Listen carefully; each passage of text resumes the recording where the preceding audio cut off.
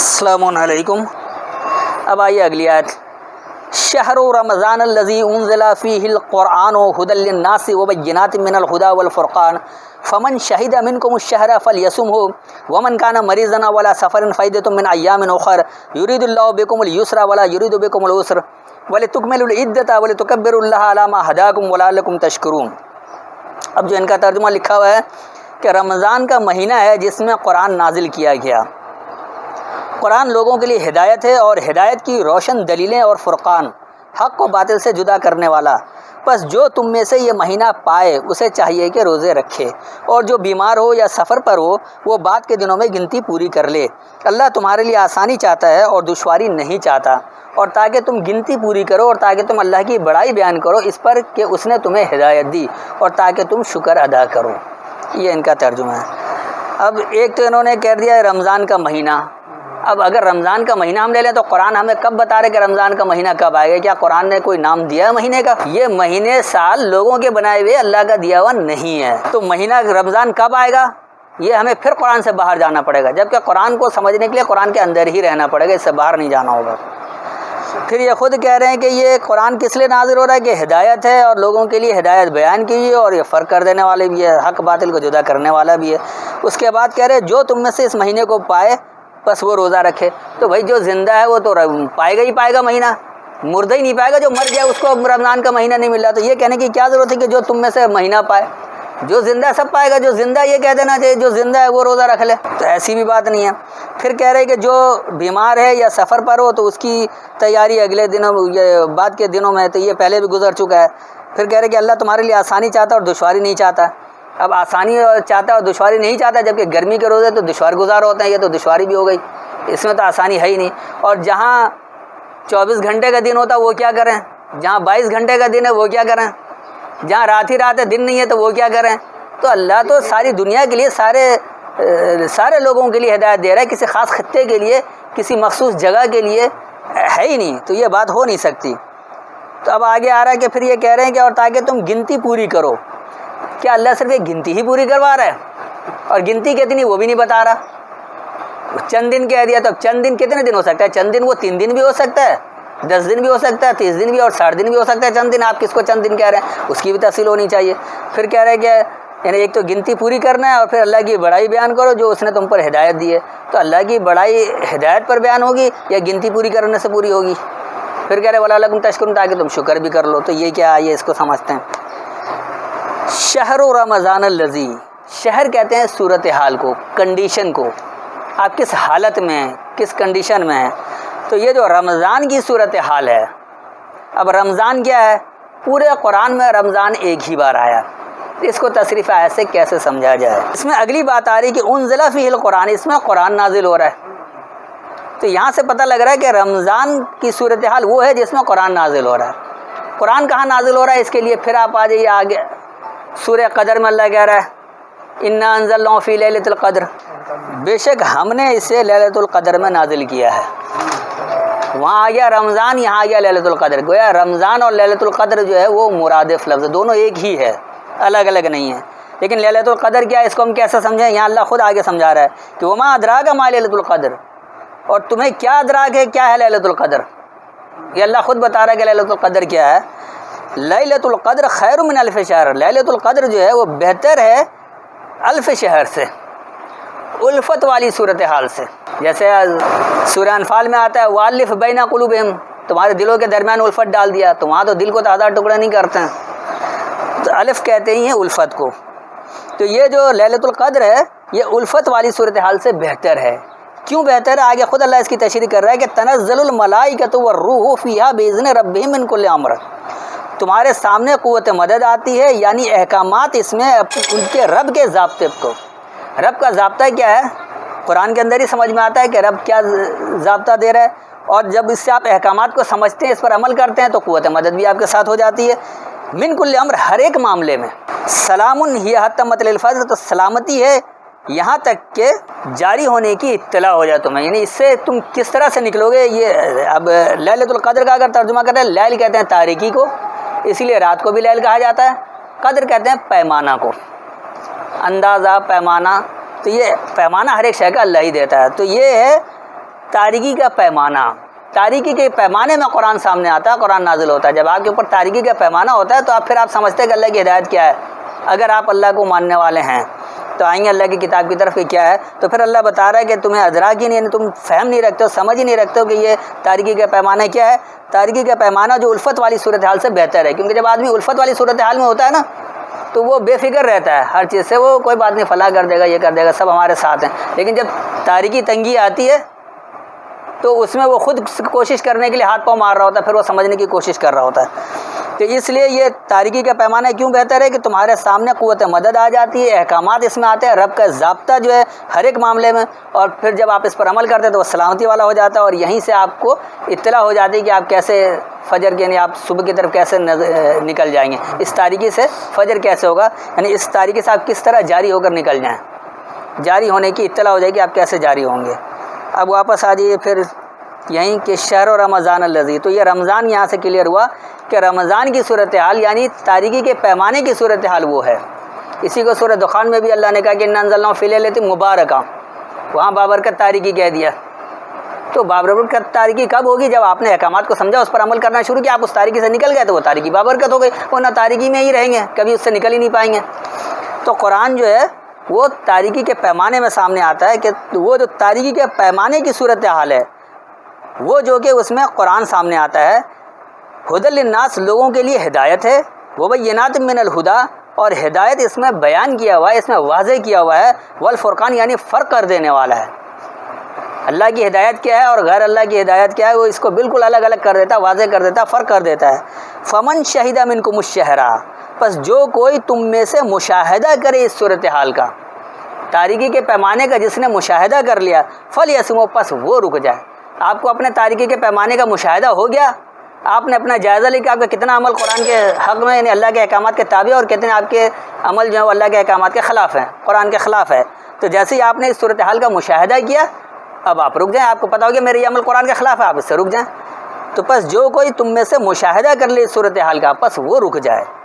ومن کانا مریضن، پھر اب آ رہا ہے کہ اگر ابھی بھی تم میں یعنی اب جو کوئی تم میں سے کمزوری رائے والا ہو، قوت فیصلے کی کمی والا ہو، او علی سفر، یا ابھی وہ سفر پر ہو، تحقیقی سفر پر ہے، فائدۃ من ایام اخر، پس اس کی تیاری اگلے دورانیے میں، کیونکہ صلاۃ تو روزانہ صبح شام ہوگی، آپ اگلے دورانیے میں اس کی تیاری کر لیں. یرید اللہ بکم اليسر، اللہ کا ارادہ تم پر آسانی کا ہے، ولا یرید بکم العسر، اور اللہ کا ارادہ تم پر سختی کا نہیں ہے. تو یہ ہے آسانی کہ آپ اگر ایک ہی وقت کے صلاۃ میں سمجھ لیں، ایک دن کی صلاۃ میں سمجھ لیں، یا آپ ایک مہینے کی صلاۃ میں سمجھیں، تاخیر بھی کر رہے ہیں، لیکن وہ ہونا کس لیے چاہیے، لمن اتقی، کہ آپ تقوی اختیار کرنے والے بننے چاہیے، آپ اللہ کی پابندی اختیار کرنے والے ہونے چاہیے. تو اللہ جو ہے وہ تمہارے لیے آسانی چاہتا ہے اور تمہارے لیے وہ سختی نہیں چاہتا ہے. وَلِتُكْمِلُوا الْعِدَّةَ، اور یہ کس لیے ہے کہ تمہاری تیاری کی تکمیل کے لیے ہے، گنتی پوری نہیں کروا رہا ہے کہ آپ گنتی پوری کریں، کوئی گنتی گن رہے کہ 150 کتنا ہے، کتنا کم رہ گیا، کتنا، وہ اس کی گنتی کرنا، کیسے کرنا ہے کیا وہ بھی نہیں پتا، بلکہ یہ تیاری کی تکمیل کے لیے آپ کو کس طرح سے کرنا ہے، کیا کرنا، تیاری کی تکمیل. جب آپ صلاۃ میں بیٹھیں گے، سمجھیں گے، اس کو عمل سے فروغ دیں گے تو یہ آپ کی تیاری کی تکمیل ہوگی. وَلِتُكَبِّرُوا اللَّهَ عَلَىٰ مَا هَدَاكُمْ، اور یہ اللہ کی بڑائی نہیں ہے بلکہ تمہیں جو ہدایت دیا اس پر اللہ کی بڑائی کے لیے، جو ہدایت تمہیں دی اس کی بڑائی ہے، اللہ کی بڑائی نہیں. اللہ بڑا چھوٹا نہیں ہوتا، اللہ کا تو کسی سے کمپیئر ہو ہی نہیں سکتا، اللہ سے کسی کا موازنہ ہی نہیں ہو سکتا، اللہ تو اللہ ہے، اس لیے اس کے لیے اکبر لفظ نہیں ہے. اللہ اکبر پورا قرآن میں نہیں ہے. اللہ کبیر ہے جس کا کوئی مقابلہ نہیں ہے، سپرلیٹو ڈگری ہے کہ اس کا کوئی مقابلہ نہیں ہے. تو اللہ کی بڑائی کے لیے نہیں ہے بلکہ اللہ نے تمہیں جو ہدایت دی ہے اس پر بڑائی کے لیے. وَلَعَلَّكُمْ تَشْكُرُونَ، اور تاکہ تم قدر کرنے والے ہو جاؤ. شکر کا مطلب ہے قدر کرنا، اس کا صحیح طور پر اندازہ کرنا. آپ زبان سے شکر کرتے رہیں کوئی فائدہ نہیں. اس کے لیے ایک مثال دیتے ہیں، یہ ڈاکٹر قمر زمان نے اپنی کتاب میں بھی لکھا ہے، بڑی اچھی مثال ہے کہ آپ کو ایک دوست نے رومال تحفے میں دیا، آپ نے زبان سے سینکڑوں بار اس کا شکریہ ادا کر لیا، لیکن اب آپ نے کیا ہے کہ اس رومال کو آپ نے جھاڑن بنا لیا، اور جب وہ آپ آئے آپ اس کے سامنے اسے جھاڑ پوچھ کرے اور کہہ رہے بہت شکریہ یار، تم نے یہ مجھے تحفہ دیا تھا. اب وہ رومال دینے والا اگر وہ شرما حضوری میں سامنے نہیں کہہ رہا ہو یا عزت کی وجہ سے نہیں کہہ رہا ہو، لیکن دل میں ضرور گالیاں دے گا کہ میں نے اس کو کس مقصد کے لیے اور یہ کس پہ استعمال کر رہا ہے. تو یہ شکر ادا کرنا نہیں ہوا. شکر کیا ہوگا کہ آپ نے اس رومال کو رومال ہی کی طرح استعمال کیا. جب وہ شخص آئے آپ اس کو رومال کی طرح استعمال کر دیکھیں یار تمہارا تحفہ بڑا اچھا دیکھو کام آ رہا ہے، تو وہ بھی خوش ہوگا کہ میں نے اس کو جس مقصد کے لیے دیا تھا اس نے اسی مقصد کے لیے اس کا استعمال کیا. تو یہ ہے شکر کرنا، یہ ہے اس کا قدر کرنا. تو اللہ کے احکامات کی قدر کب ہوگی؟ جب آپ آگے آئیے وَإِذَا سَأَلَكَ عِبَادِي أَنِّي فَإِنِّي قَرِيبٌ أُجِيبُ دَعْوَةَ الدَّاعِ إِذَا دَعَانِ فَلْيَسْتَجِيبُوا لِي وَلْيُؤْمِنُوا بِي لَعَلَّهُمْ يَرْشُدُونَ. اور جب میرے بندے آپ سے میرے متعلق پوچھیں تو میں قریب ہوں، میں قبول کرتا ہوں پکارنے والے کی دعا جب وہ مجھ سے مانگے. بس چاہیے کہ میرا حکم مانیں اور مجھ پر ایمان لائیں تاکہ وہ ہدایت پائیں. اب یہاں سے یہ جو ترجمہ آ رہا ہے ایسا لگ رہا ہے جیسے اللہ کہہ رہا ہے کہ تم پوچھو میں قریب ہوں اور میں دعا بھی قبول کرتا ہوں. اب دعا کوئی بھی مانگ لے، آپ دولت کے لیے دعا مانگ رہے، گاڑی کے لیے دعا مانگ رہے، کس لیے دعا مانگ رہے، کون سی دعا جس کو اللہ قبول کرے گا یہ بھی تو پتہ ہونا چاہیے. ہر دعا اللہ قبول ہی نہیں کرتا ہے. کسی بھی شخص کی تمام دعا قبول ہی نہیں ہوتی کیونکہ اس کی دعا ہی ایسی ہوتی جو اللہ نے کہا ہی نہیں کہ یہ دعا ہے.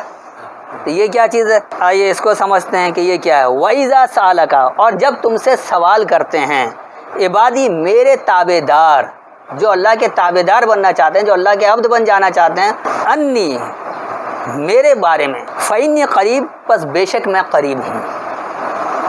تو جو میرا تابع دار میرے بارے میں تم سے سوال کرتا ہے پس میں قریب ہوں. تو سوال تم سے کر رہا ہے تو اللہ تو یہ کہہ رہا ہے کہ تم میری کتاب کے سامنے آ جاؤ. اللہ یہاں جواب دے رہا ہے، اسی کو اللہ کہہ رہا ہے کہ دیکھیے یہاں اس کی وضاحت کر دی کہ قریب کیسے ہے. اجیب دعوت الداعی، میں جواب دیتا ہوں پکارنے والے کی پکار کا، اذا دعان جب مجھے پکارتا ہے. جب آپ قرآن میں پکاریں گے کہ اللہ ہمیں کیا عمل کرنا، اللہ اس میں جواب دے رہا ہے دیکھو تمہیں کیا کرنا ہے، صیام کیسے کرنا ہے، اس میں اللہ جواب دے رہا ہے. آپ ویسے پکارتے رہیں، اللہ کوئی کسی کو آگے جواب نہیں دے رہا، کہیں اور اللہ جواب نہیں دیتا ہے. تو یہ جو اللہ قریب ہے، جب آپ قرآن کھولیں گے تو یہیں قریب ہے. قرآن بند ہے، آپ اللہ سے احکامات نہیں دے رہے، اللہ آپ کے قریب نہیں ہے.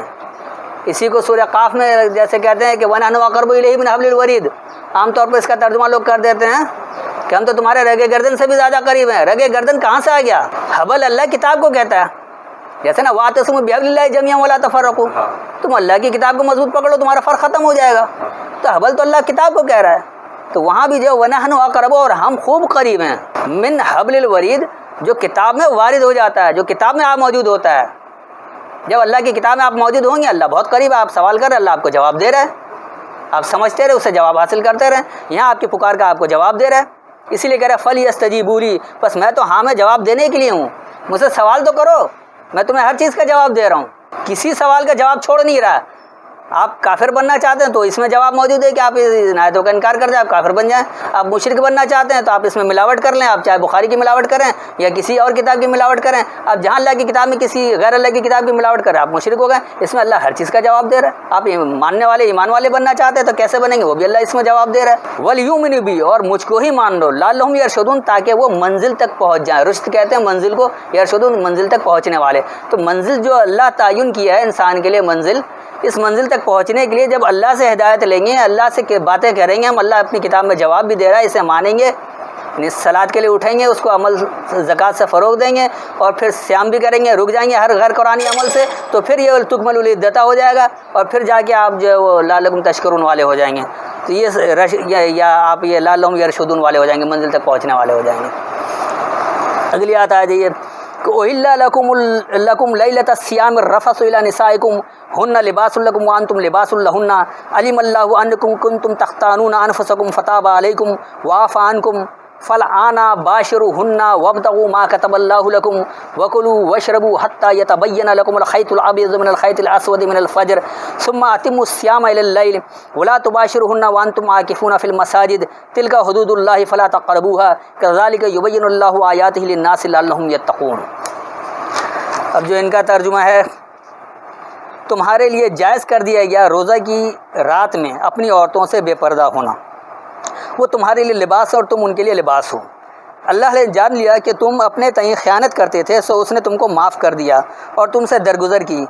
بس اب ان سے ملو اور جو اللہ نے تمہارے لیے لکھ دیا ہے طلب کرو، اور کھاؤ اور پیو یہاں تک کہ واضح ہو جائے تمہارے لیے فجر کی سفید دھاری سیاہ دھاری سے. پھر تم رات تک روزہ پورا کرو، اور ان سے نہ ملو جب تم اعتکاف کرنے والے ہو مسجدوں میں حالت اعتکاف میں. یہ اللہ کی حدیں ہیں، بس ان کے قریب نہ جاؤ. اسی طرح واضح کرتا ہے اللہ لوگوں کے لیے اپنے حکم تاکہ وہ پرہیزگار ہو جائیں. اب دیکھیے اس میں ایک تو انہوں نے کہہ دیا کہ عورتوں سے بے پردہ ہونے رات میں حلال کر دیا، کہ لگتا ہے پہلے اللہ نے روک رکھا تھا. اللہ نے تو کسی وقت نہیں روکا، آپ 24 گھنٹے جب چاہے مل سکتے ہیں. کہیں اللہ نے روکا ہے وہ پابندی کو دکھا دے کہ اللہ نے کہا میاں بیوی فلاں ٹائم نہ ملیں، ایسا کچھ ہے ہی نہیں. تم ان کے لیے لباس اور وہ تمہارے لیے لباس ہے، یہ سب کو پتہ ہے. اور بہت سارے ایسے بھی ہیں جو لباس تو بنتے ہی نہیں بلکہ پیر کی جوتی سمجھتے ہیں، تو وہ آپس میں غصے میں ناچاکی بھی رہتی ہے. تو اللہ وہ بات ہی نہیں کرے گا جو خلاف معاشرہ ہو، جو قابل عمل نہ ہو. پھر کہہ رہے کہ اللہ جان لیا کہ تم خیانت کرتے تو اس نے تم کو معاف کر دیا. یعنی اللہ کے احکامات کو جانتے بوجھتے بھی ہم زبردستی ملنے جائیں گے، اس قدر ذہن کو اتنا عیاش بنا دیا ہے کہ بغیر ملے رہ ہی نہیں سکتے. یعنی اللہ کا حکم سامنے ہو پھر بھی خیانت کر لیتے. اللہ کہہ رہا ہم جانتے کہ خیانت کر لے تو پھر اللہ نے حکم کیوں دیا؟ جب اللہ جانتا خیانت کرنا ایسا حکم کیوں دے رہے؟ یہ بھی نہیں ہونا چاہیے. تو کہہ رہے اب تمہیں معاف کر دیا اور پھر درگزر کر دیا. اس کے بعد کہہ رہے کہ اب ان سے ملو اور جو اللہ نے تمہارے لکھ دیا طلب کرو. اب اللہ نے کہاں لکھا ہے؟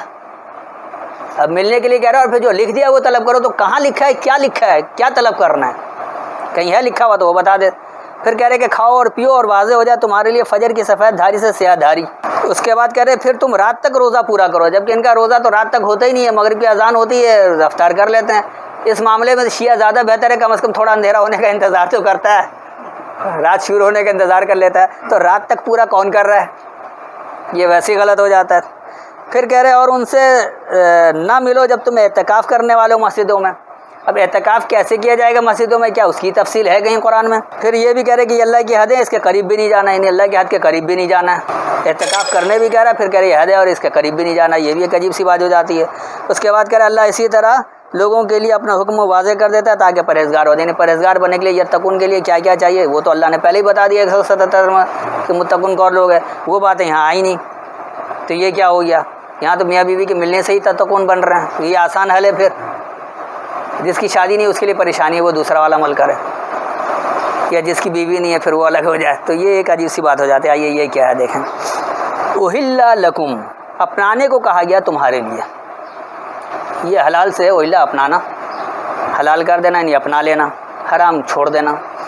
تو اپنانے کو کہا گیا تمہارے لیے لیلۃ الصیام الرفث الی نسائکم، رکنے والی تاریکی میں حد سے بڑھنا تمہارے کمزوروں کی طرف. نساء کہتے ہیں کمزور کو، رفث کہتے ہیں حد سے بڑھ جانے کو. جس طرح رفث القول گالم گلوچ کو کہا جاتا ہے، جب بات میں آدمی گالم گلوچ پر اتر آتا ہے وہ رفث القول کہا جاتا ہے. اب یہ میاں بیوی تو ایک دوسرے کے لیے ہوتے ہی ہیں رفث، اس میں بولنے کی کیا ضرورت ہے؟ وہ ملیں گے ہی نہیں اس کے بغیر جب تک وہ کپڑے نہیں اتاریں گے. یہ ایک الگ مسئلہ ہے. تو بہرحال یہ ہے کہ اپنانے کو کہا گیا تمہارے لیے رکنے والی تاریکی میں تمہارے کمزوروں کی طرف حد سے بڑھنا. یہ حد کیا یہ بھی آگے اللہ بتا رہا ہے. ہننا لباس لکم، وہ تمہارے لیے خلط ملط ہیں. لباس کو کیوں کہا جاتا ہے؟ یہ لبس ہے. اس اللہ کہتے ہیں نا ولا تلبسوا الحق بالباطل، تم حق اور باطل کو خلط ملط نہ کرو. تو لبس ہے اس کا بنیادی مطلب. لباس کو بھی اس لیے لباس کر کے جسم کی کھال کے اور لباس کے درمیان کوئی پردہ حائل نہیں ہے، دونوں ملے ہوئے، اس لیے یہ خلط ملط ہیں. جسم اور کپڑا ایک ساتھ، اس لیے لباس بھی کہا جاتا ہے اس کو. تو وہ تمہارے لیے خلط ملط ہیں. وانتم لباس لہن، اور تم ان کے لیے خلط ملط ہو. مثلا آپ کے گھر کا کوئی کمزور فرد ہے، مثال کے طور پر ایک بچہ ہے ابھی وہ شعور نہیں رکھتا، آپ اس کو بولے بھائی نماز نہیں پڑھو، وہ باہر جا کر اگر شور کر دے تو آپ کے لیے مسائل پیدا ہو جائیں گے کیونکہ ابھی وہ معاشرہ نہیں بنا ہوا ہے. لیکن وہ آپ کا کمزور ہے، وہ تو آپ کے ساتھ ہے، آپ کے ساتھ خلط ملط ہے. آپ ان کے ساتھ ہے، وہ آپ کے ساتھ ہے. نہ وہ آپ کو چھوڑ کر جا سکتے ہیں نہ آپ اسے چھوڑ کر جا سکتے ہیں. چاہے آپ کے وہ میاں بیوی کا رشتہ ہو، بھائی بہن کا رشتہ ہو، ماں باپ کا رشتہ ہو، یا اولاد کا رشتہ ہو، کوئی بھی رشتہ ہو سکتا ہے. دوست احباب بھی ہو سکتے ہیں، کوئی بھی ہو سکتا ہے. تو یہ جو کمزور آپ کے نزدیک ہیں وہ آپ کے لیے خلط ملط ہے اور آپ ان کے لیے خلط ملط ہے. آپ انہیں چھوڑ کر نہیں دے سکتے ہیں.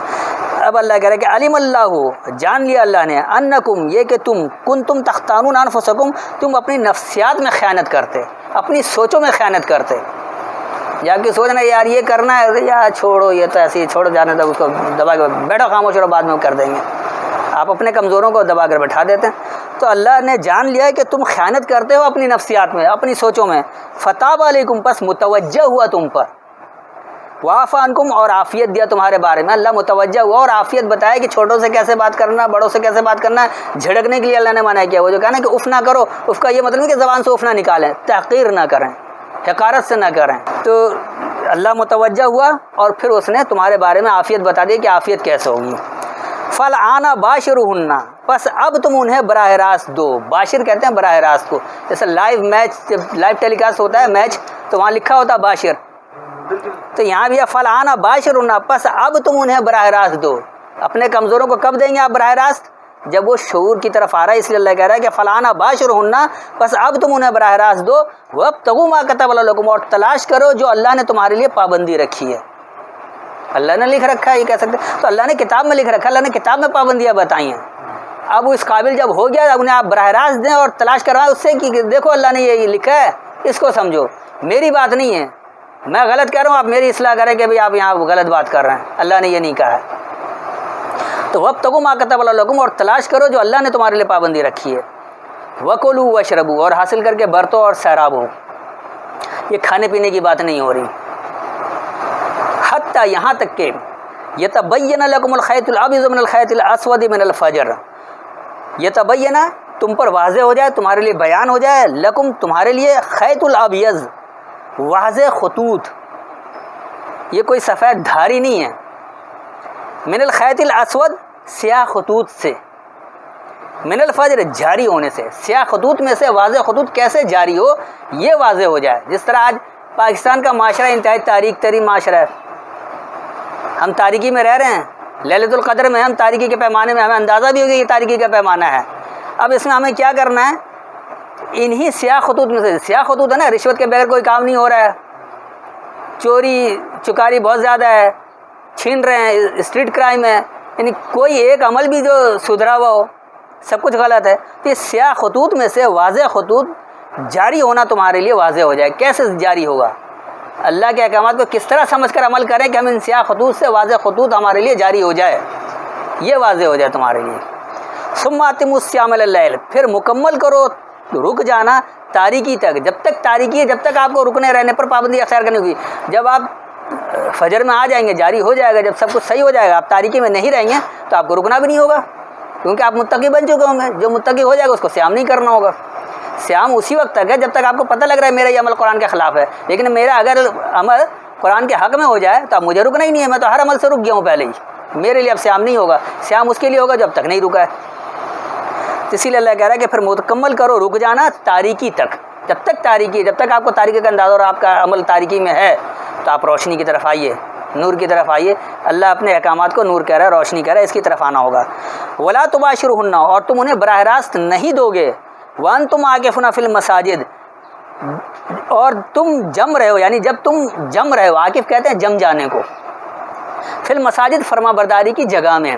ابھی آپ فرما برداری کی جگہ میں ہے نہیں، ابھی آپ جمنا چاہ رہے ہیں، تو یہاں ابھی آپ انہیں براہ راست نہیں دیں گے، خاص طور پر کمزوروں کو، کیونکہ آپ نے ابھی براہ راست دے دیا، فساد کھڑا ہو جائے گا، کس کس سے آپ جھگڑیں گے. لیکن جب یہ معاشرہ بن جائے، جب اس طرح کے لوگ باشعور ہو جائیں تو پھر انہیں آپ براہ راست دیں گے وہاں پر. لیکن جب آپ فرما برداری کی جگہ میں جم رہے تو ابھی آپ انہیں براہ راست نہیں دیں گے. تلک حدود اللہ، یہ اللہ کی پابندیاں ہیں، اللہ کی حدیں ہیں. فلا تقربوا، پس اس کے قریب نہیں جانے. اللہ نے منع کر رکھا ہے کہ ابھی فرما برداری کی جگہ میں جم رہے ہو تو ابھی تم براہ راست مت دو. آپ نے براہ راست دے دیا تو آپ اللہ کی حد کو توڑ رہے ہیں. آپ حد توڑیں گے وہ نتیجہ آپ کو نہیں ملے گا جو اللہ دینا چاہ رہا ہے. تو یہ جو حدیں ہیں، یہ جو اللہ نے حدیں قائم کر رکھی کہ کب دینا ہے، اللہ کی آیتوں کو کب کس کو سمجھانا ہے، کب نہیں سمجھانا ہے. ایک آدمی قرآن کھولنے نہیں چاہتا، آپ اس کو قرآن سمجھانے بیٹھیں گے، کبھی نہیں سمجھیں گے. وہ بخاری کے بغیر سمجھ نہیں چاہتا، اس کو آپ کھلوا نہیں سکتے. جب تک آپ وہ سمجھنے کے قابل ہو کہ ہاں صرف قرآن پر ہم بات کریں گے، آ جائے تو اس پر بات ہو سکے گی، تو ان کے قریب آپ نہیں جائیں گے جو اس پر اٹکا ہوا ہو. کذالک، اسی طرح یبین اللہ آیاتہ، اللہ آیتوں کے ذریعے بیان کر دیتا ہے، للناس، لوگوں کے لیے. کہ اللہ جو ہے صرف مسلمانوں کا نہیں ہے، لوگوں کا ہے. کوئی بھی شخص دنیا کے کسی بھی مذہب کا پیروکار کیوں نہ ہو، اگر وہ اللہ کی آیتوں کو سننا چاہتا ہے، اللہ کی آیتوں کے ذریعے اپنے عمل کو سدھارنا چاہتا ہے، آپ اس کو بتائیں گے. تو اسی طرح بیان کر دیتا ہے اللہ آیتوں کے ذریعے لوگوں کے لیے، لعلہم یتقون، تاکہ وہ پابندی اختیار کرنے والے ہو جائیں.